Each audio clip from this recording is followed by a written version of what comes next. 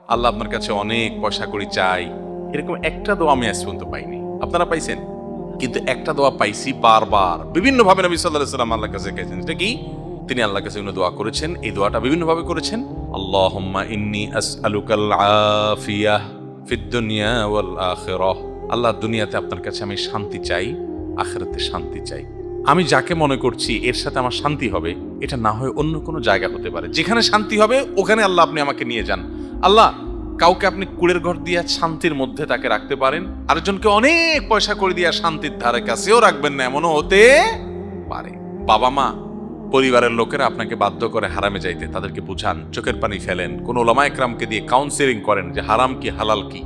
হারামে শান্তি নাই, হালালে শান্তি আছে, তাদেরকে বুঝান যে শান্তিটা দিন শেষে দরকার। আমি হারামে যাব না, আমি ওই প্রতিযোগিতা করব না যে তার আরেকজনের ছেলে লাখ লাখ টাকা কোটি কোটি টাকা বানায়, আমি কম্পিটিশনে যাব না। আমি সততার কম্পিটিশনে থাকবো।